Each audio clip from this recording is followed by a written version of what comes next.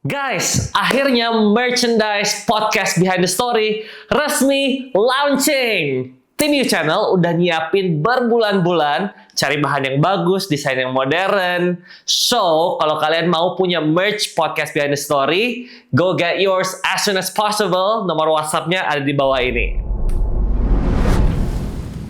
Let me tell you, this is sesuatu yang aku baru dapetin beberapa hari yang lalu. Aku ngobrol sama Pastor Michael Wijaya waktu itu. Dia ngomong sesuatu about worship in stadiums. Like, yeah, watch, nanti bakal ada worship in stadium di daerah Padang. Wow, okay. I say yes and amen to it. Terus tiba-tiba there's like an instinct in my heart gitu beberapa yang lalu, kenapa cuma di Padang? There will come a time di Indonesia in this short period of time, dalam 3-4 tahun ke depan ini, worship movement, worship atmosfer akan dibawa ke stadion, tapi nggak cuma yang di Padang, tapi di tempat-tempat yang lain. Wow. Watch is gonna happen the next 3-4 years. It's an exciting time to be among the worshipers di Indonesia. Lu bisa berbeda, tapi lu satu. Itu dipegang erat-erat sama ikon kita yaitu Garuda. Dan apa yang Tuhan sedang kerjakan lewat worship movement, bekerja sama dengan Menteri Kebudayaan, Mas Giring terutama, kita pengen lihat kita bisa berbeda, tapi kita satu. Kita bisa berbeda, tapi kita bisa saling support satu dengan yang lain. Kita bisa berbeda, tapi kita bisa bikin ekosistem bagaimana kita bisa saling menopang satu dengan yang lain. Wouldn't it be beautiful if beliefs and religions can come together untuk bisa membangun apa yang harusnya dibangun di Indonesia? I think kita nggak usah mikirin apa yang kita lakukan gitu. Karena Tuhan itu nggak operate, Pastor Ali says this, the way God operate is nggak cuman selalu about what's next, but it starts from who's next. Wow. Yang gue pengen tahu lagi, Oh masih ada? banyak. Ini masih banyak kok. Dan ini titipan pertanyaan. Jadi di Karawaci, tolong tanyain dong untuk lakuin semua yang Joshua Artono lakuin. Harga yang harus dibayar tuh apa aja? Waduh. Kayak itu ada yang tanya. Oke.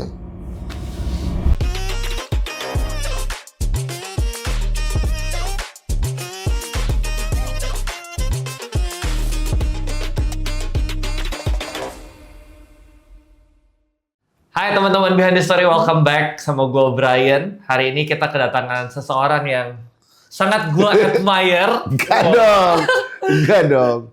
Dia pastor, dia suami, dia bapak, punya anak, and dia juga brother to many lah ya. And I'm one of them yang ikut ngerasain berkatnya Tuhan lewat ini orang gitu ya.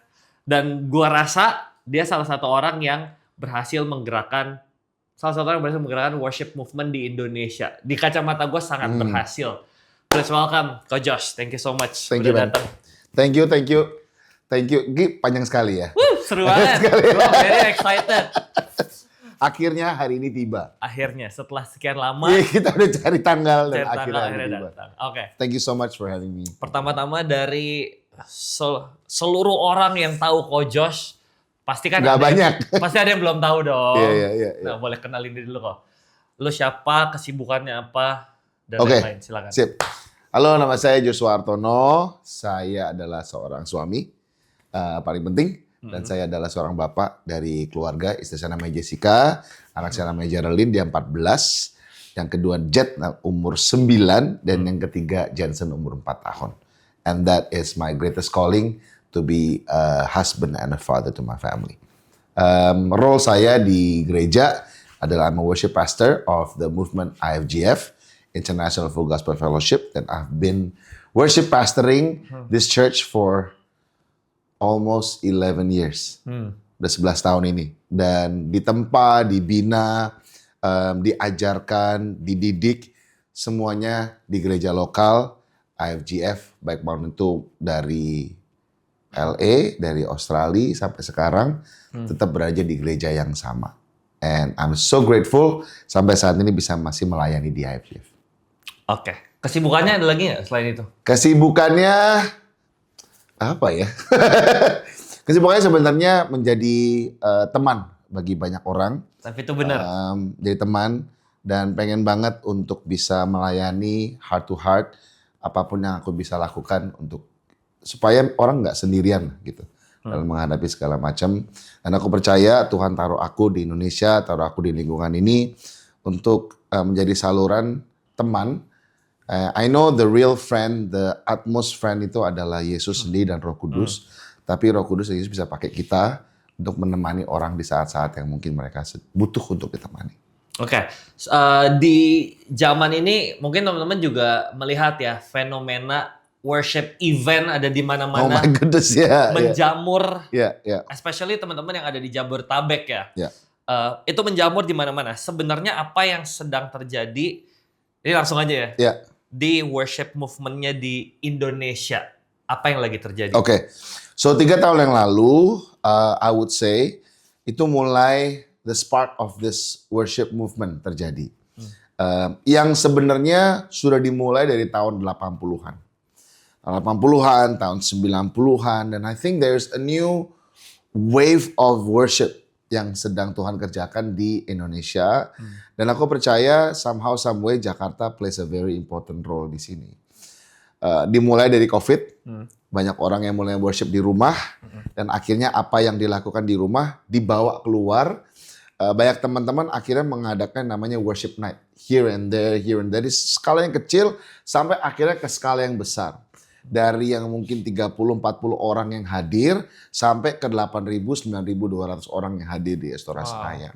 Aku juga ingat begitu selesai dari COVID, just outside the gate of COVID, kita sama-sama ramein di Madia ya. Yang di sana tuh Madia bukan sih? I think ya, pokoknya gede lah ya. Okay. Itu 13.000 gitu. And that was like a big kickoff of this worship movement happening.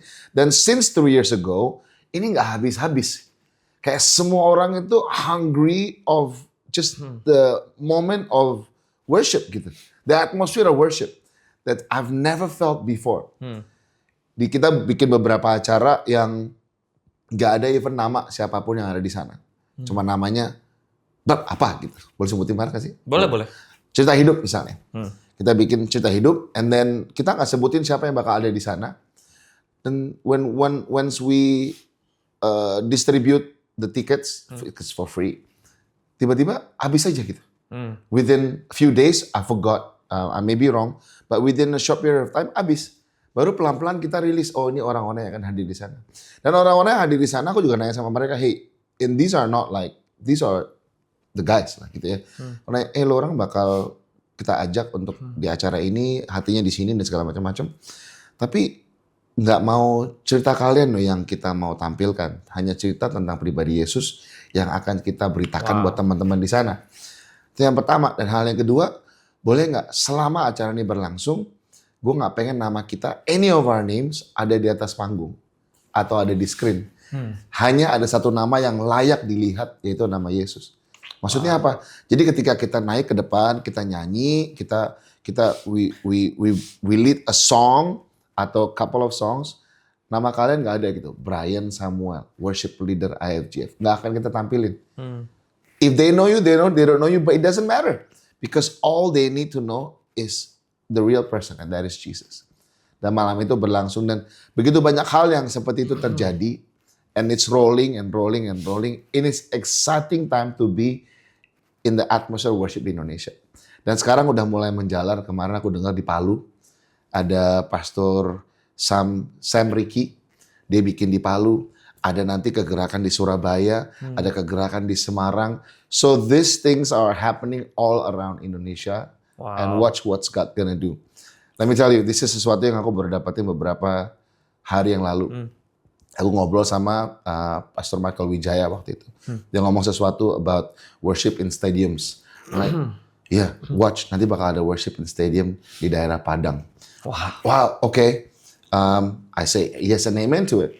Terus tiba-tiba there's like an instinct in my heart gitu beberapa yang lalu, kenapa cuma di Padang? There will come a time di Indonesia in this short period of time, dalam 3-4 tahun ke depan ini, worship movement, worship atmosphere akan dibawa ke stadion, tapi nggak cuma yang di Padang, tapi di tempat-tempat yang lain. Wow. Watch is gonna happen in the next 3-4 years. It's an exciting time to be among the worshipers di Indonesia. Tapi apa yang kurang? Serunya ada nih, di luarnya ada. Ada satu hal yang missing. Mungkin ini yang akan harus kita gerakan as this worship movement. Adalah the heart behind it. Okay. Orang ngelihat serunya, orang ngelihat apa sih yang lagi viralnya, mungkin kan banyak hal yang kita lakukan, beberapa viral gitu kan. Wah, di sini sana. Dan kita juga planning sesuatu hal yang kita belum pernah lihat sebelumnya. But the heart behind it is we want people to not only encounter God, tapi gue pengen mereka tuh go back to local church. That's the heart behind it. Okay, you encounter God, but you all need to come home to local church. It is nggak cuma hanya lu seru-seruan, tapi lu juga perlu dibapain. Yeah. Lu perlu, That's right. lu perlu dimuridkan, lu perlu ditemenin. I'm in this church for most of my life, udah 30 plus years di gereja yang sama, dari Sunday school sampai sekarang. Susah nggak? Ya nggak gampang. Semua rumah juga nggak gampang. Nggak semuanya selalu harmonis. Tapi di situ lu belajar, di situ lu dididik, di situ lu mulai mengerti, oh this is my role. Di situ gue tahu siapa gue. Karena ada yang jagain. Dan nggak cuma itu, I always tell them, if you have a family, go back to your family. Karena if you are more excited outside dibanding dalam keluarga, something is wrong with you. Kalau lu lebih excited ngelakuin sesuatu hal di luar, tapi lu nggak betah di rumah, something is wrong with you. Come back home. Dan yang ketiga, love the word. So that's the heart behind all of this movement yang kita sedang kerjakan. Dan gue pengen orang tuh balik. Dan ini kita mau ajarkan lewat mungkin ke depannya kita bisa masuk ke, I don't know, seminar, masterclass. Jadi dua-duanya concurrently terjadi. So in the past 3 years, worship night dan worship movement ini melakukan begitu banyak hal in terms of praise and worship. But watch, in the next 2 to 3 years, ini yang akan kita dorong. Edukasinya, masterclass-nya, pelatihannya, going back to the heart of worship. That's what we want to see. Panjang banget ngomongnya. Gak apa-apa, tapi luar biasa. But itulah, itu yang terjadi in the last 3 years. Yang missing itu ya, menarik banget ya, tentang harus pulang, harus punya rumah. Karena desainnya juga tubuh Kristus nggak bisa gede sendiri ya. Harus bareng-bareng punya komunitas. Okay. Sebelum kita go deeper ke area spiritual, gue pengen penasaran sama ini kok. Dari kacamata industri dulu ya, kita sebelum masuk ke dalamnya. Kemarin Wakil Menteri Kebudayaan kita, Pak Giring. Ya, Mas Giring. Mas Giring kan sempat terlibat di acara rohani, musik rohani Kristen beberapa kali gitu ya.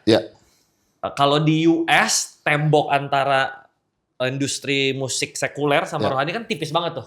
Bahkan di US banyak awarding yang bergengsi juga rohani gitu ya.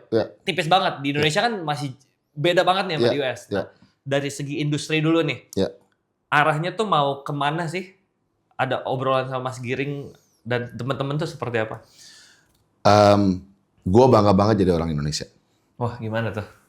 Seseorang yang gede di luar, gue dari SMP, dari SMA, kuliah, kerja, semua di luar. Nggak kebayang bakal balik Indonesia. Karena udah settle banget di sana. 2008 Tuhan panggil ke Indonesia. Dan salah satu hal yang membuat gue excited to be di Indonesia adalah apa yang Garuda pegang. Garuda pegang sebuah tulisannya adalah Bhinneka Tunggal Ika. Lu bisa berbeda, tapi lu satu. Itu dipegang erat-erat sama ikon kita, yaitu Garuda. Dan apa yang Tuhan sedang kerjakan lewat worship movement, bekerja sama dengan Menteri Kebudayaan, Mas Giring terutama, kita pengen lihat kita bisa berbeda, tapi kita satu. Kita bisa berbeda, tapi kita bisa saling support satu dengan yang lain.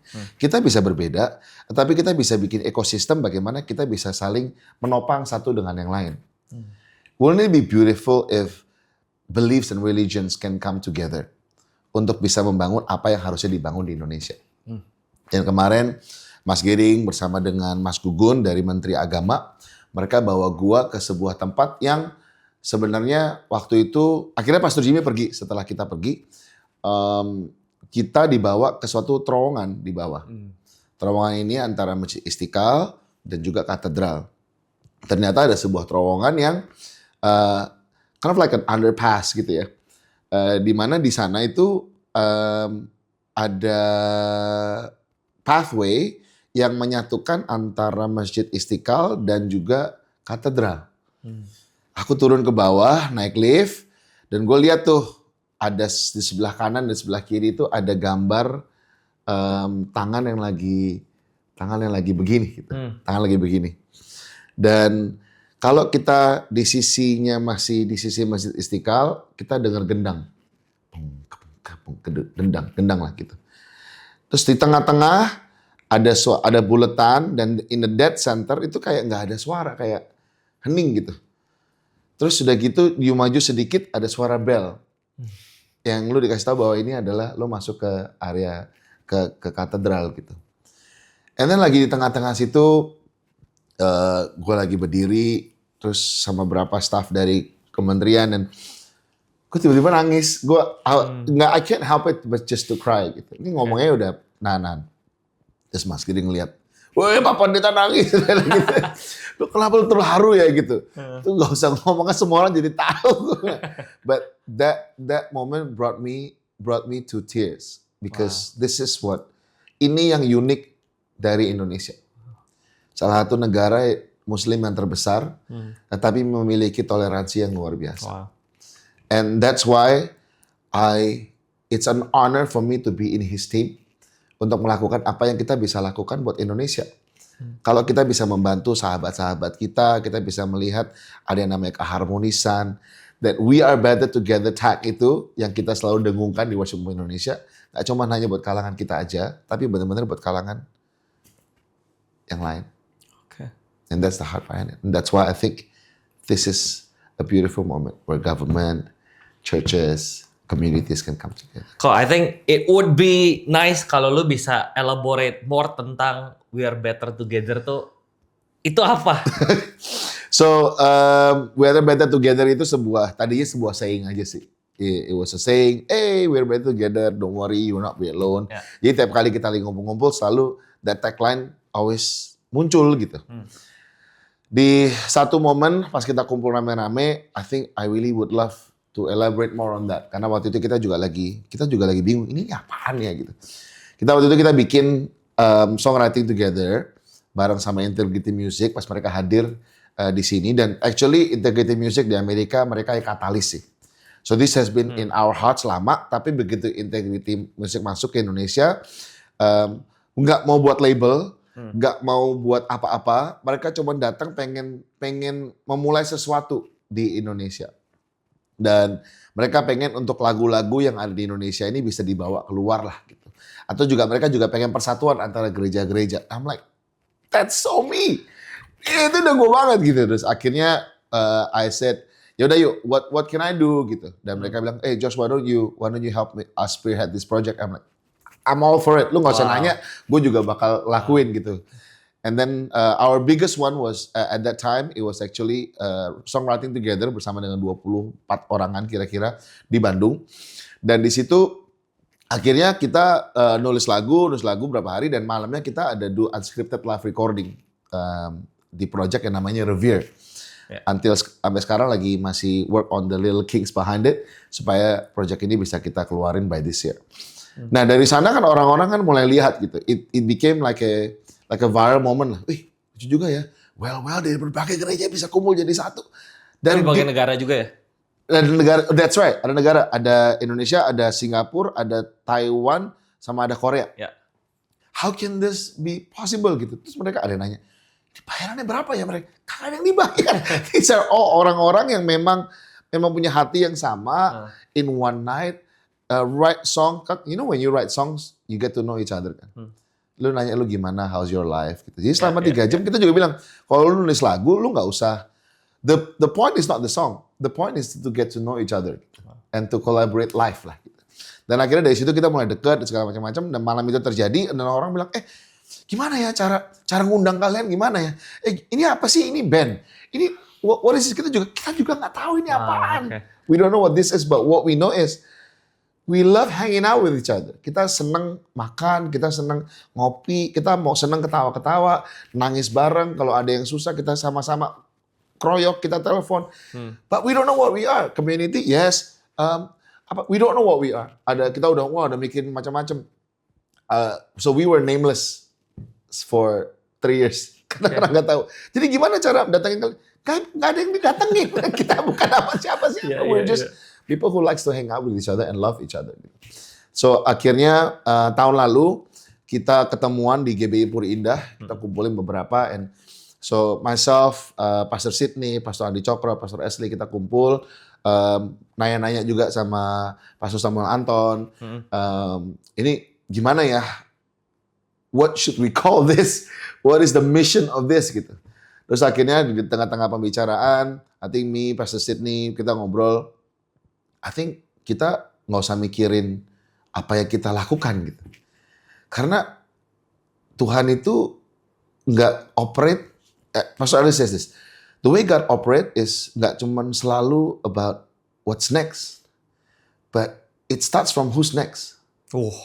Wow. Sebelum Yesus melakukan misinya dia nyamperin orang-orang gitu di pinggir pantai. It's who's next first, baru what's next. Dan ketika kita ngomong who's next, apa yang kita instill ke bawah? It's values. Okay. Ketika we want to, kalau keluarga lah ya, keluarga bisa bilang lu punya keluarga, money can datang bisa pergi, lu punya rumah. Now lu punya rumah besar, and then tiba-tiba lu nggak ada gitu. I mean, money can come and go, material come and go, but the thing that always stay, those are values. Dan ketika itu kita duduk bareng, kita berdoa, and we came up with those 3 values. Yang pertama adalah tadi local church. Yang kedua adalah rumah, start from home, dan yang ketiga the word of God, love the word of God. Dan apapun yang kita lakukan akan ke sana. Dan sampai saat itu pun kita juga masih belum punya nama. We just say we're better together, we're better together, we're better together. Itu pun juga tiap kali mau foto, kalau mau video, we're better together. We don't have any name. Yeah, we are better together. We don't have any name. We were nameless, namanya udah bikin-bikin. Dan akhirnya tahun ini kita ketemuan dan we actually so I met up with Mas Giri juga, yang kita presentasikan apa sih yang kita ini tuh apa. Dan akhirnya kita, ini belum official, kita nggak ada materai, nggak ada apa, nggak ada yayasan. But I would like to call this, we all would like to call this Worship Movement Indonesia. Karena there are a lot of things that happened in the past. Gini, kemarin itu waktu di Singapura, gue lagi lihat sebuah monumen di depan National History Museum gitu. Terus gue lihat, terus kayak ini monumen bagus banget ya gitu. In the middle it's very nice, pagi-pagi mau sunrise, gue foto ganjen lah, foto-foto biasa. Terus sudah itu gue naik sepeda, zaman sepedaan kan, naik sepeda, terus sudah gitu off, balik doing my route. Di tengah-tengah sepeda Tuhan ngomong, you know, the Church of God, the Big C, the Church of God, it's not a monument. It's not just a monument. Monument itu apa sih? Lu lihat, terus dari gitu, lu lihat baca-baca nama-nama, the history. Terus lu lewat. But the Church of God is always a movement. Moving from glory to glory. Dan makanya itu gue kayak, okay, what we are doing is not a monument. Monumentnya apa? Kalau kita jalani sesuatu, udah bagusnya sekarang doang. Tapi enggak. Harusnya kita create a movement where this can go on for the next generations to come. Gue selalu bilang sama anak-anak yang kita semua yang ada di tim ini, kita bilang kita tuh sedang mempersiapkan who's next, the next generations of this movement. Jangan sampai ini cuma asik in this period of time, tapi habis itu hilang. Karena banyak kan kayak gitu kan ya. Wah seru, hilang gitu. Tapi boleh nggak ini menjadi sesuatu yang lebih panjang lagi, gitu. Lebih generational or intergenerational. Dari zamannya mungkin dari Om Weliar sampai ke zaman anak-anak generation alpha. Can we have them in the same room and not be awkward? And that's what we have. That's why we say we are better together. Dengar cerita lu ini ya, gue tuh bener-bener otak gue dari tadi isinya cerita di Kisah Rasul. Karena Kisah Rasul kan bener-bener kitab tentang pekerjaan Roh Kudus lewat orang-orang. Movementnya inspired by Holy Spirit, Right. lewat orang-orang. Yeah. Yeah. Dan di zaman itu mungkin bentuknya bukan lewat musik ya. Yeah. Discipleship-nya jalan, musik kan tools-nya. Cuman ada yang esensi, orang bisa kenal Yesus dan seterusnya. Nah, Tapi ini gue belajar apa? dari IFGF loh. Itu dia. Anyway teman-teman, gue tuh di FGF juga gerejanya. Sama kayak kita satu gereja. Nah, itu yang jadi obrolan gue dan teman-teman di cabang FGF-nya Karawaci di tempat gue. Nggak cabang sih, it's quite the main service di sini. Lumayan gede lah. Betul, maksudnya itu. Jadi, kita tuh obrolin kok. Banyak yang bilang, sebenarnya yang Kojos lakuin, itu tuh bukan hal baru. Iya. Kita udah lakuin di FGF, di semua tempat, approach-nya begitu. Iya. Ini dibawa keluar FGF. Iya, benar. Itu menarik banget sih. And the inspiration juga comes from our senior pastor lah, Pastor Jimmy. Bagaimana dia juga melihat hal yang sama. Shout out, PJ. Shout out to Pastor Jimmy. Wow. Dan buat gue, apa yang gue lakukan sekarang ini, you're right, it's the amplification of apa yang Tuhan percaya dalam kehidupan gue selama 10 tahun terakhir di IFGF. Culture-nya udah kebentuk Dari yang kita, waktu saat itu, dan akhirnya kita bisa bareng sebagai one IFGF banner, IFGF Praise banner, IFGF banner juga. Terus kita juga bisa ngelihat intergenerational terjadi, orang yang udah senior sampai orang kids tuh nggak awkward with one another. That's true. It is here gitu. Cuman gue pengen lihat, gimana kalau ini nggak cuma dirasain sama teman-teman di IFGF, tapi kita juga bisa rasain. Ini buat gue ya, karena kan gue dari IFGF, supaya gue bisa bawa ini ke luar. Dan ternyata beberapa teman-teman juga pengen hal yang sama. Keren banget. Stay in local church, people. Keren banget. Tapi itu benar-benar keren banget menurut gue.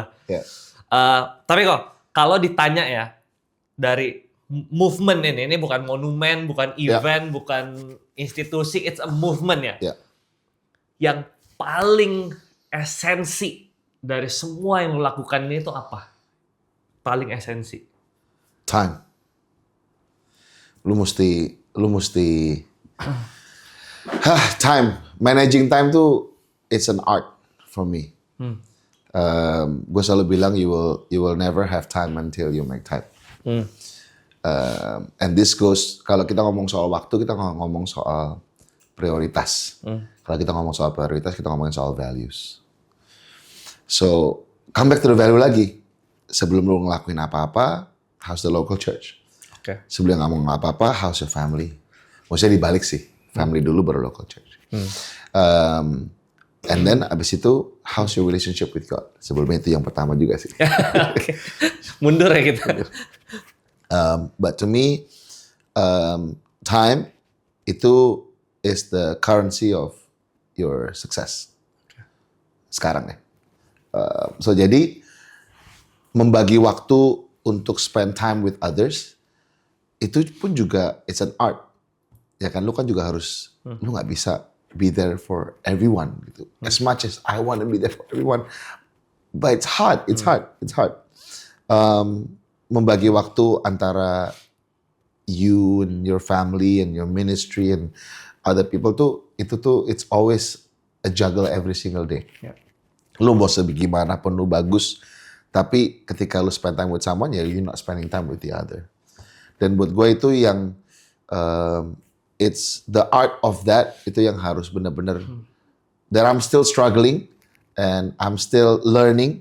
Tetapi tolak ukurnya it has to be the priorities and values.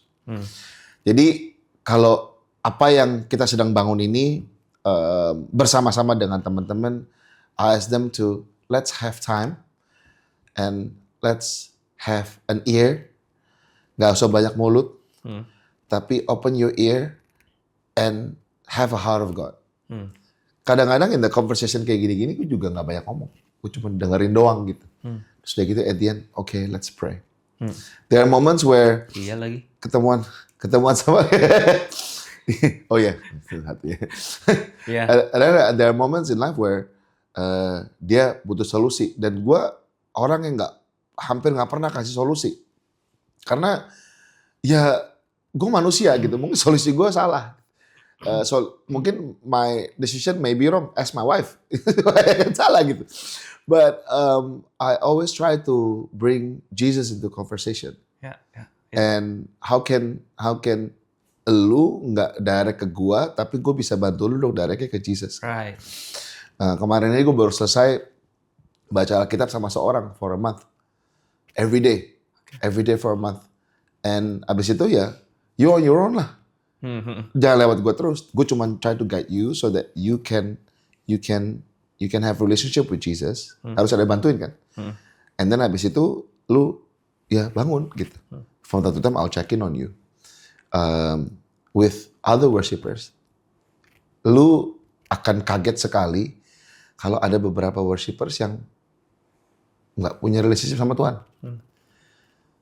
Cuman hanya menyiapkan sesuatu, cuman hanya so hard to say this, but it's Realitanya gitu ya. Fakta.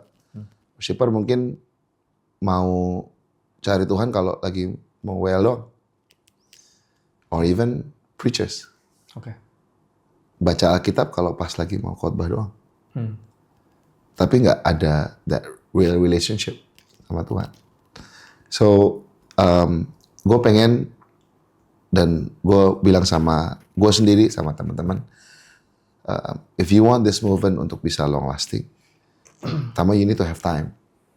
Kalau lu nggak ada time ya nggak jalan lah gitu. Gimana? You need to have time. You need to make time. And you need to benar-benar bagi hidup sama orang. Your life has to be transparent. You know me, I've been transparent with my life from day one gitu. And itu yang gue bawa sampai ke teman-teman. Dan gue pengen mereka pun juga punya the availability untuk mereka bisa spend waktu dengan orang-orang yang mungkin mereka belum pernah ketemu sebelumnya. Yeah. So everything comes back to time, everything comes back to relationship, everything comes back to building the core, building everything. Makanya ini namanya behind the story. Behind the story. Everything come back to the things that happen behind the stage. Karena itu yang more important. Yeah. So we have a new saying now, other than we are better together. Kita kemarin Pastor Sydney yang kita nih kayaknya kita harus punya ini, dia bilang. So why don't we as worshipers, we create more tables and less stage.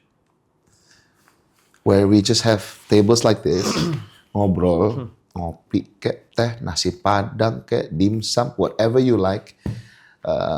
But let's have a chat. Yeah. Karena kalau kita ngeliat dari pribadi Yesus, those are one of the things that dia selalu main ke rumah, makan bersama-sama. In fact, he had a supper before everything else happened. Yeah. So tables, create more tables and less stage. Yang terjadi banyak terakhir-terakhir ini adalah banyak stage yang sedang dibuat gitu.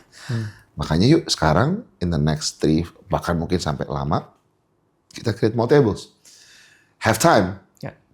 You create more tables. Have time to talk to people. Dan pas ketemuan lu jangan banyak ngomong. Tanya, how are you? IFGF kan diajarkan tuh, form.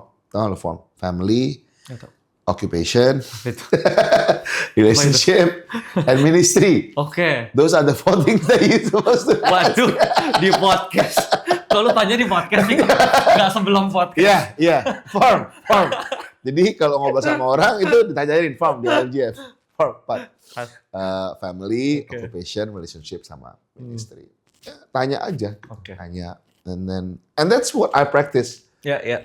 And nggak cuma nanya supaya checklist loh. Tapi benar-benar habis ya you nanya lagi, how are you and how's your family? I always ask about family. Karena I've experienced before where gue pelayanan terus keluarga gue ketinggalan. Udah pernah sampai ketinggalan jauh banget juga udah pernah. Dan benar-benar harus make sure that my family is with me. My family knows what I'm doing. Dan they have a say in what I'm doing. So, create more tables, less stage. Wow. Itu powerful banget. Jadi sebenarnya yang esensi itu bukan event dan performance-nya ya. No. Tapi Itu capek, bro. Unfortunately seringkali itu yang jadi esensi buat banyak orang yang datang. Iya. Tapi ternyata yang esensi yang terjadi di belakang layar ya, relationship, waktu. Iya. Kenapa kita pas kita lagi di atas rame-rame, kenapa kok fluid ya, one another ya. Maksudnya nggak ada yang mau nonjol, nggak ada, kelihatan lah. I mean you've been to this kind of events, yang dimana kita ada di sana gitu. Nggak kelihatan ada yang mau nonjol, nggak kelihatan. Betul. We're just friends who likes to hang out with each other and worshiping together. Dan kita bawa keluar. Kalau kita create base-nya event terus dan fokusnya event, what's next. Oke. Baik, pasti ada baiknya. Roma 8 pasti ada baiknya. Pasti ada orang yang dijat. Yes, tapi lu bakal capek. Bakal capek. Ini gue di luar skrip gue sedikit curhat nih. Jadi gue tuh sangat bersyukur bisa grow di FGF. Karena anyway salah satu kerjaan gue kan juga gue manggung-manggung gitu ya. Banyak teman-teman juga yang main musik di banyak gereja lain dan lain-lain. Nah mereka tuh sering kok cerita tentang, wah si ini mau curi stage nih, budget tampil banget gitu. Pokoknya kayak cerita-cerita gitu loh. Nah itu hal yang buat gua karena gua bertumbuh di FGF itu tuh asing. Karena di FGF gak ada yang mau. Gak ada. Bener-bener gak ada orang yang mau kayak, gue gak ada culture-nya tuh gak ada di kita. Makanya gue waktu nongkrong sama teman-teman yang lain ya, gila gue tuh kayak, ini bukan maksud comparing ya, tapi betapa indahnya waktu kita lakukan yang esensi. Bukan ngejar hal yang tidak esensi. Itu indah banget gitu, relationship. Body of Christ ini loh, itu indah banget sih. Itu makanya kayak wah keren banget. Kok berikutnya? Itu ada asal usulnya loh. Apa tuh? Nggak usah sekarang ntar ini. Mau tahu kelanjutannya? Part 2. Oke, yang gue pengen tahu juga jalanin movement ini pasti nggak gampang. Pasti banyak tantangannya. Boleh share nggak tantangannya apa aja? Mungkin dari ini kan banyak denominasi, banyak POV yang sudah bertumbuh sekian lama yang mungkin belum tentu dari Alkitab, ini perlu disatuin orang-orangnya. Nah, tantangan yang lu hadapin apa aja? Tantangannya, I think ke depannya. Karena kalau ngeliat kita ke belakang, kan masih kecil. Oke. Ya, maksudnya ya, it's still manageable. It's hard. Challenge-nya adalah selalu waktu. Karena mereka ini adalah orang-orang yang dipakai Tuhan di local church mereka masing-masing dan mempunyai peran yang lumayan dibutuhkan di gereja mereka masing-masing. Jadi untuk let's come together for a night, nah itu tuh nggak gampang. Oke, waktu itu kalau dulu masih challenge. Ini kita in May, so I have a heart untuk ngumpulin semua istri-istri pelaku worshiper di Jakarta dulu. Karena without them, kita nggak bisa ngapa-ngapain. Dan gue juga mau ngumpulin worshiper yang memang dipakai Tuhan, cewek lah gitu. Karena ya, they play a role. Mau nggak mau tuh, bukan mau nggak mau ya, they do play a role. Nah ini gue mau nyatuin, itu aja waktunya tuh nggak gampang. Gue nggak bisa tanggal ini, kan we want certain people to come. It's harder lah, susah. Tapi it's still manageable. Masih berjalan. Kita juga lagi Billy Simpson lagi gerakin namanya S2S, di mana kita lagi mau untuk ngedongkrak worshiper atau penulis lagu yang baru. Nah dia lagi dongkrak nih, kemarin kita ngumpulin di Central Park dan itu 100 berapa ya? Pokoknya hampir 110 orang lah yang hadir. Kepanjangannya apa tuh S2S? Scripture to Song.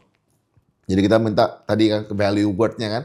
Kita pengen orang untuk belajar dari scripture untuk dibawa itu kepada lagu supaya lagu ini bisa dinyanyikan orang-orang. Ketika orang nyanyiin di gereja, apa yang kita taruh dalam mulut mereka adalah the word of God.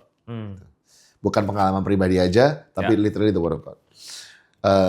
Untuk kedepannya, the challenge is how can we make this sustain. challenge-nya gimana cara kita bisa bikin ini konkret. Karena ada 3 hal that I really want to build. If I say this, it might be, gue takutnya nggak jadi gitu. Cuman Gak apa-apa, kita doain bareng. kita doain. Yang pertama, the unity among the churches, so united. Okay. Gimana cara gereja itu bisa bareng-bareng, bersatu. So of course ini the challenge is we need to sit down with ketua denominasi. We need to sit down with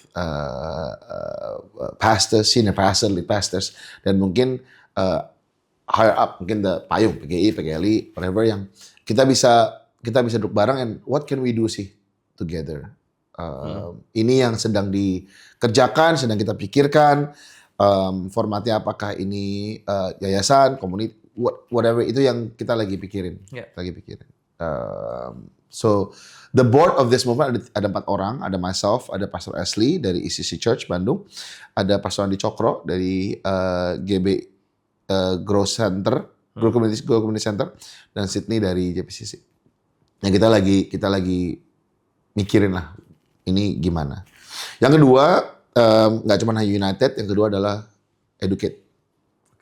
Yang tadi gue bilang, kita seru-seruan, cuman I think orang juga perlu dikasih understanding and the values. Gue juga pengen WL atau orang-orang musician dan apa yang itu mereka tuh di-equip secara benar. Mungkin kalau masuk STT kan kayak wah 4 years gitu. But can we create some sort of like shorter courses? Belajar dari IFGF juga. IFGF punya IFGF College tahun, kita juga punya summer school, kita punya master class. Oh, that could be a good model untuk kita bisa bawa ke sini. So that's something yang tadinya gue mau simpen dulu karena this is not my expertise. Cuman lately in this past 1 month, orang-orang yang ketemu gue adalah orang-orang yang punya hati buat ini. Tuh kayak, aduh. Holy Spirit tuh gitu ya kerjanya. Di direct ya. Boleh nggak yang ini ntar dulu, terus udah gitu karena gue lagi mau ngajarin yang ini. Tapi sebulan terakhir tuh gue ketemuan sama orang-orang yang punya hati buat ini gitu. I'm like, okay, if this is the time, then let's work it out. Dan united, educate, yang terakhir adalah cultivate. Nah, cultivate berbicara soal kreativitas. We cultivate the creativity karena Indonesia itu adalah negara yang kreatifnya itu luar biasa. Gue kan dulu di bidang mainan ya. So for those who don't know, I used to produce toys. Dan mainan-mainan yang gue produksi adalah mainan-mainan yang dibuat hasil dari karya orang-orang Indonesia. Dan gue ngeliat begitu banyak orang-orang Indonesia yang karyanya itu bagus sekali gitu. And my heart is to bring karya-karya orang Indonesia ini keluar. Supaya mereka dilihat. Dan gue collab dengan artis-artis luar. Jadi ada artis Jepang, ada artis Hong Kong waktu itu kita collab. Dan akhirnya kita nggak cuma hanya jualan, tapi kita bawa karya gitu. Ada value di sana. Itu same thing that's what I'm doing now gitu. Dan gue pengen lagu-lagu yang kita tulis di Indonesia, kita nggak cuma hanya menggerakkan lagu-lagu yang sekarang, tapi kita juga pengen lagu-lagu yang baru juga bisa lahir. Dan gimana cara kita juga bisa cultivate this untuk orang-orang tuh bisa diberkati. Gali kan, cultivate kan maksud gali tanah, lu mesti pupuk, lu mesti siramin, lu mesti make sure, lu mesti pruning. There's a lot of work in it. So ini yang sedang dikerjakan dan fortunately we have S2S untuk kita bisa gali cultivate ini. Nanti ke depannya mungkin kita bisa bergerak bareng-bareng sama label, sama publisher, but that's in the near future. Wow, gue amazed sama this mentality sih. Jadi challenge-nya bukan tentang apa yang di belakang dan tantangan-tantangan yang bisa di-manage, tapi untuk vision ini bisa terjadi Fokusnya ke situ ya. Those are my 3 pillars. Those are the 3 pillars that we have. Okay. Gimana cara kita bisa united, gimana cara kita bisa continue to educate and cultivate. Those are the 3. Oke. Sekarang gue pengen pindah dari worship movement di Indonesia ke your personal life. Oh wow, oke. Gue pengen tahu siapa role model lo di praise and worship. Siapa yang influence paling banyak di praise and worship? I know banyak. Cuman di spill boleh lah. Dari siapa, belajar apa dan? Waduh, ini nobody has asked me this question.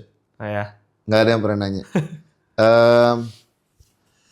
Mungkin nggak ada satu orang ya.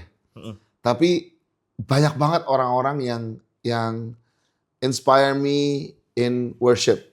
Kalau zaman dulu tahu VOG, Yeah. VOG was the group. And then, wah itu gue banget tuh waktu itu kita gue baru belajar main piano. VOG, I'm like, wah apaan nih? And then, tapi way back when juga, gue ngeliat beberapa keyboardist di Indonesia pada saat itu. Jadi gue tuh dulu tuh, so my dad, dia terima Tuhan, nggak terima Tuhan lah, dia sungguh-sungguh dalam Tuhan. So kita tuh, kalau pagi ke IFGF, kita sore itu kemana gitu. Sore bisa ke gereja ini, gereja itu. Dan di different churches tuh I see, wah kok ini, then I began to find out, oh dia namanya ini. Joseph Jafar was one of them, Darana was one of them. Gue ngeliat, wah gila ya mereka ya gitu. Tapi in the local church, di IFGF dulu pas lagi gue di Osia ada yang namanya Tirsa, main piano. I'm like, wah gila ini Tirsa, keren banget gitu. Dulu ada yang namanya Alfi, main keyboard dulu. Pastor Alfi Raja Guguk tuh di JPT dulu he's a keyboardist. And I saw him dia main keyboard. Oh gila keren banget gitu. Ada satu keyboardist dulu di IFGF LA namanya Dieter. Dia kalau main 2 keyboard. Gue kayak gila main 2 keyboard gimana caranya? Dia bisa begini. Akhirnya gue main pakai 2 keyboard, cuman gue nggak pernah pakai yang di atas. Pakai di bawah doang. Yang penting kelihatan 2. Yang penting kelihatan 2. Padahal nggak pernah pakai. Nggak tahu suara apa di atas. So kita pakai di bawah doang. So there's a lot of inspiration lah ya. Cuman Sydney was one of them. Gue kayak wah gila. The way he leads and Om Weliar definitely. Until today gue juga banyak. Gue ngeliat William Wira now gitu. Gue ngeliat Billy. Gue ngeliat Christoph. Gue ngeliat Gowi. Gue ngeliat Giselle. Gue ngeliat teman-teman even in IFGF banyak banget yang inspire me in worship. But there was one moment that I will never forget. Gue waktu itu lagi di LA. Dan dulu gue punya band namanya Four Wall. For those of you who knows Four Wall. Hah? Genre rock. Nggak tahu genre apaan. Yang tahu Four Wall, terima kasih. Kalau nggak tahu, ya bersyukurlah. Kalau ada yang tahu, komen ya kalau ada yang tahu. So it was me, the main guys are me and Tanta Ginting. Kita dulu bikin namanya Four Wall, formasi kita berubah. Tapi at the time kita dapat kesempatan untuk main sebagai band pembuka di Ford Amphitheater. Ford Amphitheater tempat gede banget di langit terbuka. I'm like, wah, this is. Waktu itu nyanyi udah. Oh, main keyboard Pak. Saya belum nyanyi. Oh, dulu belum nyanyi. Oke. Cuman kan it was like, wow, Ford Amphitheater kan. Yeah. Ada 3 band. Yang pertama Four Wall, yang kedua ada dari Indonesia, yang terakhir adalah HPM. Oke. Kok tahu sih? HPM tuh Harvest Praise Ministry. Yeah. Itu adalah pelayanan praise and worship kita sejak tahun 1990-an. Gitu. Sebelum jadi IFGF Praise, betul. Yeah. Dan waktu itu we did our set, dan habis itu gue berdiri di belakang sound booth. Gitu. Karena pengen dengar, karena itu kan yang paling bagus di sana katanya. So I was like, iya. Dan band kedua naik. Terus dari itu mereka kayak, I was like, seru banget gitu. Karena gue udah lama banget pengen dengerin mereka live. Dan akhirnya mereka ada di sana. Dan udah selesai, I was like, wah HPM gitu. Oke, HPM. Gue tahu lagu-lagu mereka, we grew up singing their songs. And pas mereka naik, ada satu momen, Pastor Dave Rustanto, dia cerita soal behind the song of lagu Selain Kau, Tiada Yang Lain. And then, when he sang that song, something different hits me. Kayak the way gue ngerasain hal yang berbeda banget yang gue nggak ngerasain selama gue lihat worship concert lah. I want to worship in a big place gitu. Gue nggak pernah ngerasain. Gue ngerasain waktu itu dilayanin sama Roh Kudus through the song. I was in the back of the sound console. Gue masih hype dari I get to sing in Ford Amphitheater. We all get to be there. Bukan sing lah, maksudnya we all get to perform and otak kita masih perform. Terus udah itu we get to see this famous band before HPM. Habis itu HPM naik. I've been listening to them. I was so excited juga. Tapi when that period of worship happened, something hits me different. Gue ngerasain, terus gue nangis. Itu nggak ada khotbah, nggak ada apa, it's just in the middle of worship. And God ministered to my heart. Dan di situ gue baru ngerasain namanya ini toh dilayanin in praise and worship. Enak, gue melek dengan mata gue yang udah mungkin bengkak kali ya, kayak udah nggak tahan. God touched me in a deep way, and then I pointed at the person, which is Pastor Dave Rustanto, and I said, Lord, teach me to worship like that guy. Wow. Itu satu momen itu ya. So that one moment, I mean, the inspiration of worship comes from a different place, but that moment. Wow. So if you ask me who really inspires you deeply in worship leading, it's actually our very own Pastor Dave Rustanto. Shout out Pastor Dave. Love you, man. Sup. Pastor Dave tuh gembala IFGF Jogja. di Jogja. Gitu. Yeah. And the way he leads worship tuh sampai sekarang Tapi nggak setuju berubah. sih. Setuju.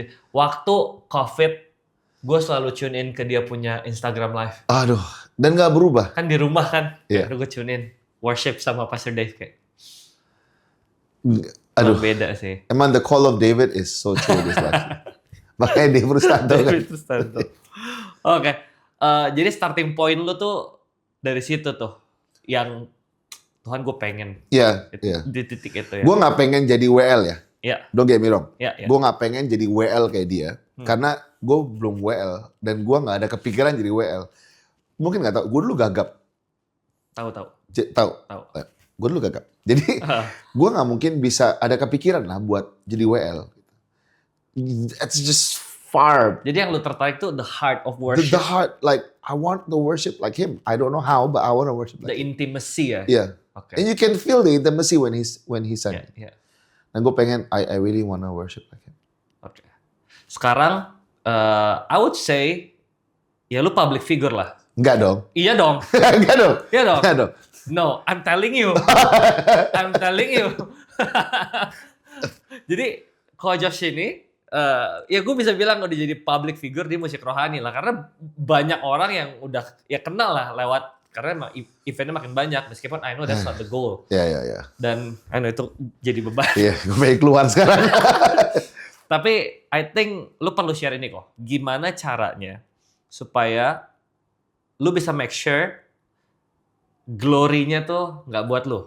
Karena ya jujur aja, maksudnya di luar sana kita yang pelayanan, apalagi yang di atas mimbar, manusia sukalah pujian, manusia sukalah dibilang good job, thank you so much, ya sukalah manusia. Yeah. Nah gimana cara jaga hati supaya nggak? I never feel that I'm a public figure. No joke, I never feel. Gue nggak pernah ngerasa di situ. Gue juga nggak pusing on apa sih social media and likes and whatever. But I just want to serve. Nah itu gimana supaya bisa jaga itu tuh gimana?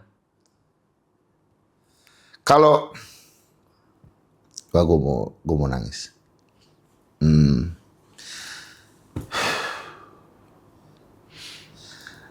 Kalau ada orang yang mau repot untuk gue bisa ngalamin Tuhan,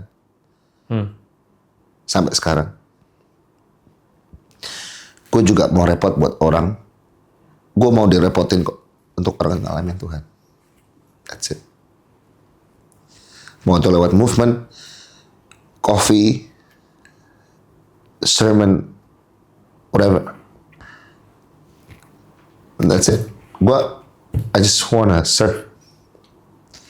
If I want my kids to encounter God, gue juga mau repot for my kids.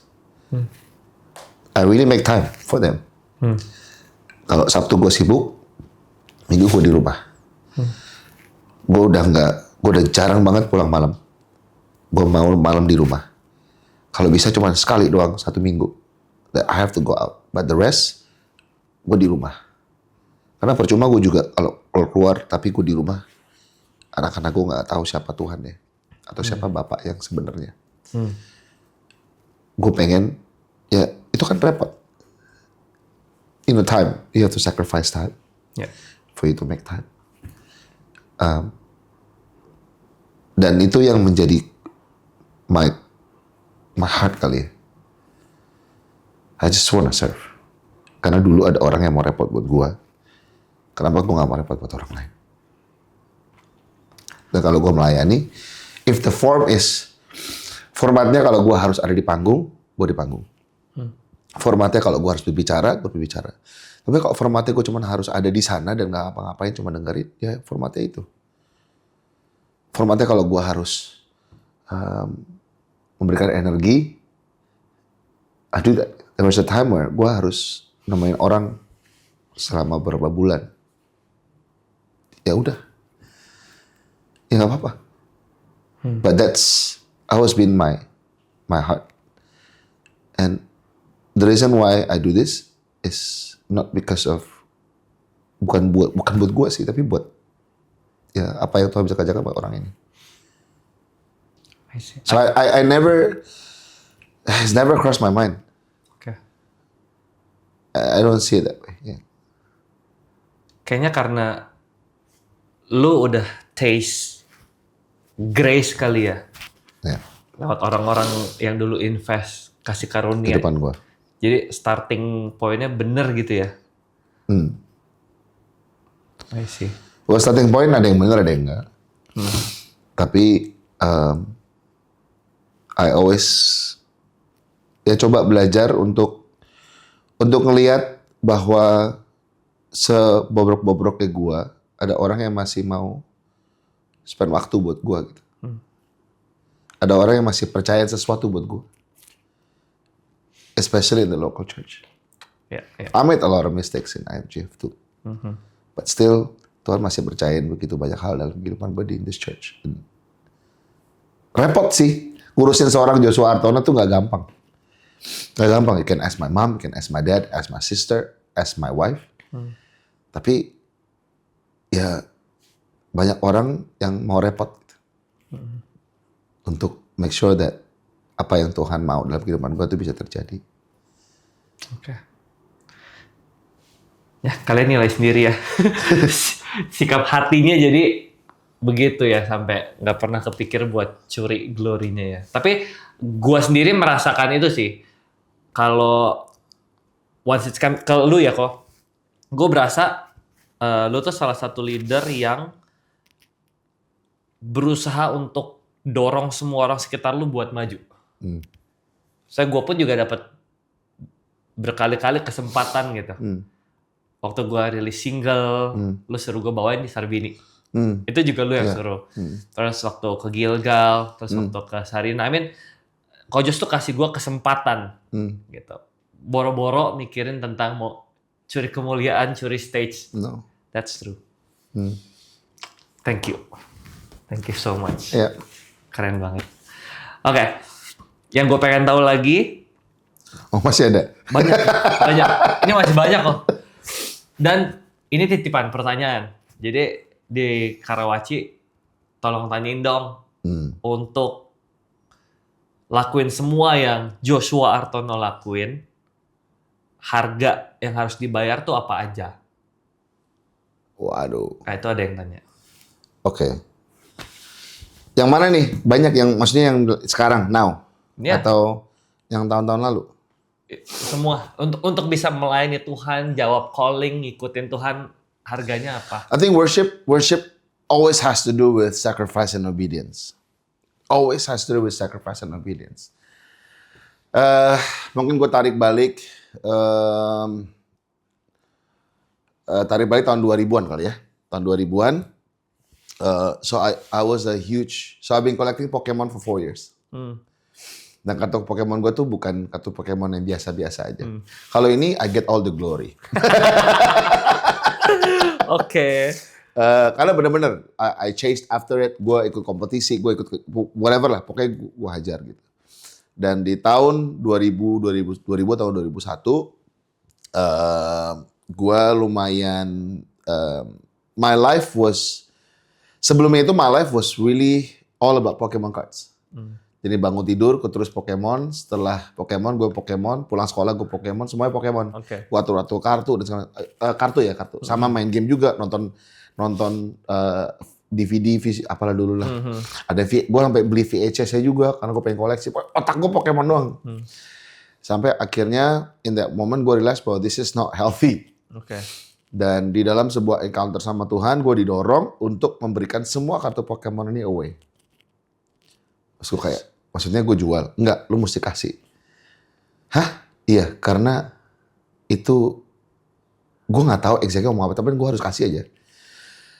Beberapa hari gue pikirin, akhirnya I think ini udah nggak sehat. Sorry kok, potong. Konteks itu umur berapa? I think 19, Oke. 18. Oke. Dan gue udah kayak ini udah nggak sehat. Hmm. Gue harus kasih semuanya nih buat Tuhan. Maksudnya kasih waktu gue buat, karena gue udah gak ada waktu lagi gitu. I just don't have time. When I have time, gue bawa kasih Pokemon gitu. I was really good. Gue jago banget bro. Oke. Asli. Oke. Gue main kartu top lah. Oke. Lu gak ada yang bisa kalahin gue. Winning rate 75%. Waduh, mantep. Dan waktu itu gue rasa kayak gue harus kasih karena ya ada the call of God in my life. Akhirnya gue pergi bawa kartu ini, gue bawa ke sebuah toko dan gue masih ingat buka toko bunyi bel keliling kayak wah is that the sign untuk gue pulang. Akhirnya gue kasih di depan tokonya, orangnya pas buka what's this gitu dia kaget lah gitu kan. Gak pernah lihat koleksi yang kayak sebanyak dan segila ini gitu. Dan what do you want to do with this? Dia bilang I want to give it to you. I cannot pay this is too much for us. No, I want to give it to you. Give all this to you. All of this for free? Yes. Why? What made you do this? Cuma bilang, God did. Terus orangnya bilang, good God. Dia bilang gitu. Terus gue kayak, I walked out. Gue keluar, gue nangis. Dan gue nangis. Terus dari gitu gue nangis, gue pegang alat musik. Jadi gue mulai nangis. Try to serenade myself to be calm gitu. Tapi ya lucunya setelah itu I have a lot of time ya ternyata ya. Wow. Terus dari gitu gue jadi pakai waktu ini buat lebih ke pelayanan, buat lebih cari Tuhan. Dan I just broke up with my ex waktu itu. Terus kayak wah ini dan pokoknya Tuhan tuh punya momen yang luar biasa pada saat itu. Dan that was one of the things yang gue ingat. Dan yang terakhir, yang recently it was when I became full time. Jadi lo nggak tahu, gue tuh baru full time. Like this is my fourth year. Ya, lagi. Nggak, ini baru full time. My fourth year ini. Oh, dulu tuh bukan full time? Bukan. Never? Ya ini baru full time. Sebelumnya never before full time? Iya, no. Oh wow. Ya. Oke. Ya. So, ini full time tuh kayak, iya. Yes. Kapan? Ya, ini HRD lagi tunggu di depan. Oh, So when I became full time, itu ada momen di mana I had an encounter with God. And Tuhan minta gue untuk kasih semuanya buat dia gitu. Kasih semuanya adalah the business that I have, which is the toy business. Waktu itu it was hard karena that was the first time I googled myself. Gue tuh gak pernah google myself. Okay. So the first time I googled myself, I was like, aduh gue kayak kehilangan jati diri, tau gak? I wanna know what internet thinks about me. Gitu. Okay. Di Google. Jadi semua foto-foto gue tuh di internet tuh, gue sama mainan, gue event mainan, semuanya mainan semua gitu. Kayak Tuhan, this is who I am. Terus saya bilang, really? That's who you are? Tapi Tuhan, penghasilan gue selamanya dari sini. Really? Penghasilan dari situ? Tuhan, lu tahu kan semua ini semua tuh karya apa yang tuh Tuhan kerjakan lewat, pakai Tuhan kerjakan lewat pasti culture dan kurobokan gitu. Really? Wow. Terus akhirnya gue ngomong sama partner gue bilang, gue banget tadi Papa Jack di Puri. Saya inget banget momennya. Gue pengen kasih semua yang ini just for you. Terus dia nanya, I knew this day would come. Partner gue, I know this day would come. Ya, terus dari itu gue keinget balik apa yang Tuhan suruh gue lakuin pas Pokemon itu. Oke. Dan it's kind of like the same thing kan. Dikasih apa yang sudah dibuild, dikasih. Dan di situ Tuhan mulai kasih mata yang baru, kasih visi yang baru. Dibalikin ke esensi kenapa gue balik ke Indo tahun 2008. Dibalikin ke visi yang Tuhan kasih ke gue pas gue 2004 ikut Summer Mission in 9 cities in 21 days. Indo Summer Mission gue pertama kali doain buat Indonesia. Gue gak pernah doain buat Indonesia. Gue gak pernah doain buat negara. Gue gak pernah doain jarang lah buat teman kecuali Jess. Waktu itu gue mau kejar dia. Gue doa Tuhan aku berdoa buat Jess. Kau bahkan hatinya dia. But other than that gue gak pernah doain buat orang. Gitu.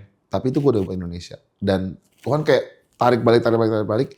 Dan akhirnya apa yang sekarang Tuhan sedang kerjakan dalam kehidupan gue itu berawal dari sebuah sacrifice dan gue taat sama dia.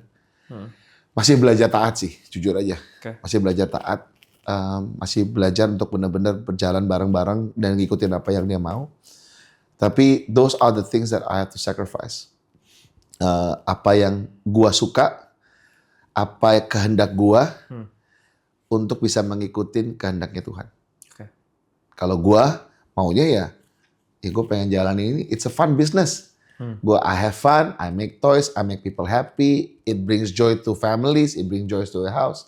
Tapi ternyata ada different joy yang Tuhan mau taruh di dalam family. And that's the joy that can never be replaced. It's the joy of the Lord. That will be their strength. Jadi harganya basically sangkal diri. Gendong salib tuh ya. Sebenarnya, kalau lihat dari semuanya itu, my journeys, and there are more like this ya. There are more little things like this. Tapi yang gede, dua itu gede. Menurut gua gede. Dan buat gua itu tuh lebih ke arah lu menanggalkan semua jati diri lu menurut pikiran lu.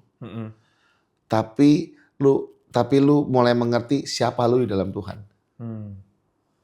Dan Tuhan tuh nggak pernah berubah. Apa yang Tuhan ngomong sama gua sejak dulu tuh nggak pernah berubah sampai sekarang. He's always consistent. Kitanya yang suka begini-begini. Tapi ya, again, Roma 28 gitu. Everything works for good in a way. Dan gue belajar begitu banyak hal lewat ini semua. Ya. Ini siapa yang nanya? Kalau tahu. Adalah. Ntar aja oke. Abis ini gue kasih tahu. Jadi dan gue kan waktu mau ajak Kojos ke podcast, teman-teman tuh banyak yang juga mau tanya gitu. Dan mereka juga mau shout out buat istri-istri dan suami-suami orang-orang yang terlibat di worship movement.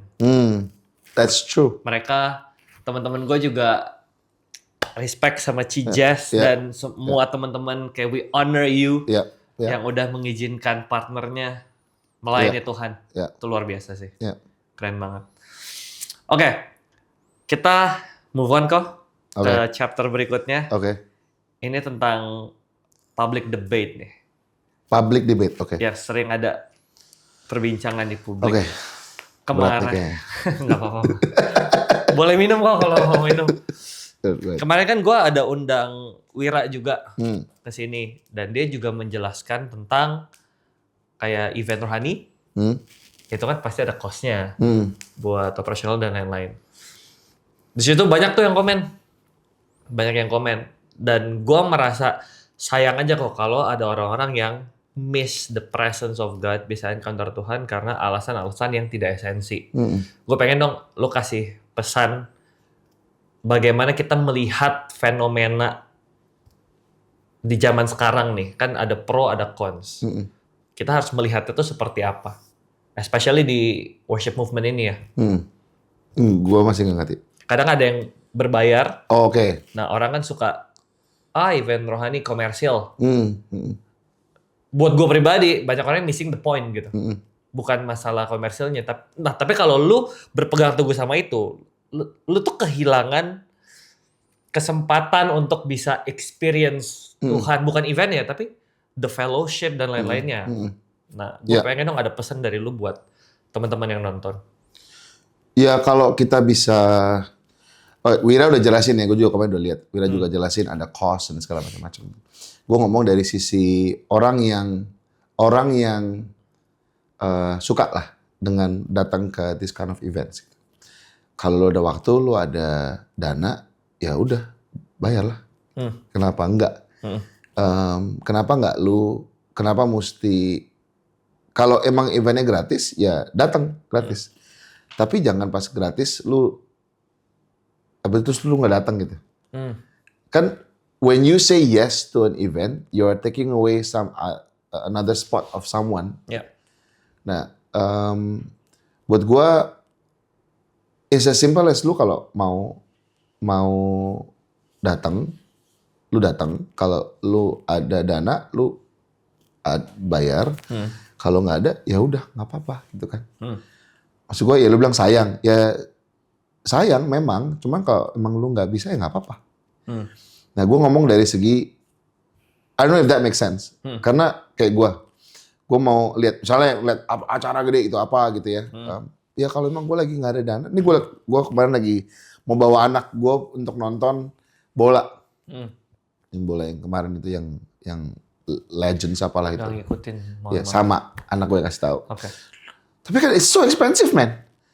My son don't wanna miss the moment kan. I also want my son to be happy juga. Cuman ya kalau misalnya kita lagi nggak ada ke sana gitu. Kalau kamu pergi, Daddy juga nggak ngerti. Kamu harus pergi sama kita mesti bertiga. Kali 3 aja tuh, nggak bisa lah, berat. I wanna see Ronaldo, dia bilang gitu. Oh, Ronaldo kapan? World Cup di mana? Houston. Oh, YouTube aja. Ya kalau emang lagi gak ada ya nggak ada. Kalau lagi ada ya lu pergi lah gitu. If I have the dana, ya pasti gue akan pergi. But again, what you said is right. Experience sama Tuhan itu bisa di mana-mana. But sometimes kayak kemarin di Cerita Hidup yang di PIM, you see 14 worshipers from different churches coming together. It's actually a free event sih. Yeah. It's free. Kebanyakan event yang kita mau bikin itu kita free sih. Kalau boleh kita biasakan kalau bisa free. Kalau mesti bayar ya bayar gitu kayak Wira bilang. Tapi kalau udah dikasih free datang. Gitu. Don't take it for granted. Yeah. Karena your spot, you are taking someone else's spot yang mungkin mau ada di sana. Oke. Does that make sense? Make sense. Komen kedua yang gua rasa juga perlu dijawab. Ada juga orang yang komen katanya Yesus sebagai orang Yahudi kan ibadahnya nggak gitu. Hate komennya dia bilang kalian ibadah pakai cara siapa dan seterusnya. Gue pengen lu jawab sih kok. Gimana nggak ngerti? Dia bilang orang Yahudi Yesus nggak worship Tuhan dengan event musik dan lain-lain. Iya. Terus kalian pakai caranya siapa nyembah kayak gitu. Intinya dia nggak setuju dengan kenapa harus nyanyi pakai musik. Yesus nggak gitu. Nggak harus pakai nyanyi dan musik juga sih. There are times where kita cuman hanya strip down banget. Even cuman gitar sama vokal, terus kita nyembah sama-sama. We've done it before. Dan itu kapasitas yang lumayan besar gitu. Dan nggak mau formatnya bagaimanapun juga nggak masalah. Menurut gua, as long as lu tahu tujuan yang benar and who gets the glory. Who gets the glory is very important. Kemarin gua syarat juga ke teman-teman di AFJ Bandung. Mereka bikin event namanya Invisible Worship. Oh, yang salib doang ya? Jadi itu kita semua ada 4 apa 5 ya, 5 grup lah ya. Itu semua di balik layar. Oke. Layarnya tuh bukan layar yang see-through ya. Layarnya benar-benar layarnya lu nggak kelihatan siapa-siapa. Kita yang ada di atas pun juga nggak kelihatan. Nggak kelihatan jemaat sama sekali. Ngeliatnya cuma dari TV doang. Jemaat nggak bisa ngeliat kita juga. Yang dia lihat adalah salib Kristus. Di tengah-tengah ada liriknya lah ya. So kita mau kasih inspiration bahwa all the glory it belongs to God and God alone. Nggak perlu ada kitanya yang terlihat kok. Ya kalau misalnya yang tadi gue bilang orang dengar suara lu tahu ya udahlah tahu lah. If you know you know. Tapi kalau nggak tahu ya so what? Yang penting kan orang nyembah Tuhan corporately bersama-sama. Yeah. As long as tujuannya benar, who gets the glory and who gets the honor benar, I don't see why not. That's right. Ya. Yeah. Jadi tadi juga Kojo sempat mention more tables ya. Ya. Jadi format praise and worship ada musik, format duduk nongkrong di kafe, format apapun gitu ya. Goalnya ya bawa orang ke Yesus, kenal Yesus, terus discipleship. Ya. And who gets the glory at the end. And who gets, ya. Karena sangat tipis loh. Maksudnya we get the glory apa Tuhan gets the glory. Benar. Gitu ya teman-teman. Terus ketiga gue mau tanya, yang lu dengar apa yang paling sering disalahpahamin sama orang-orang tentang this worship movement? Lu mau ngapain sih? Gitu doang. Lu mau ngapain sih? Apa tujuannya sih? Kita bilang kita cuma mau kumpul-kumpul. Ini the last 3 years ya. Yeah. Jadi kita lagi mau kumpul-kumpul, kita lagi mau untuk gereja juga bisa bersatu lewat praise and worship. Sebenarnya hanya pertanyaan untuk menjelaskan apa yang kita sedang kerjakan. Dan once they get the idea, mereka juga udah ngerti, mereka juga understand, oh, this is actually good for the kingdom of God and the big church in Indonesia, nggak ada isu sih setelah itu. Oh, cuma karena belum tahu aja Iya. kenapa. Dan kita juga kemarin ini kita juga nggak ada kayak we are apa gitu, kayak belum ada gitu. Nah sekarang kita udah ada nama, cuman ya belum solidify namanya, belum konkret. So it's still in the works lah. So this is in a very early stage menurut gue, this talk. Hopefully gue bisa nanti ke depan gue balik lagi ke podcast ini, gue lihat wah ternyata berapa tahun lalu tuh masih belum ada formatnya ya gitu. Now we have something. Nah, sekarang ini masih belum ada. Kita masih ngobrol, kita masih banyak tables, kita masih banyak mikirin. Harus hati-hati banget untuk maju seperti ini. Karena again, the center is not us, but the center is God. Dan gimana cara ini bisa intergenerational sampai panjang. Oke. Sebetulnya gue masih punya banyak banget pertanyaan di kepala gue. Part 2. Tapi David tadi udah gini-gini. Lo tanya, lanjut aja. Lanjut.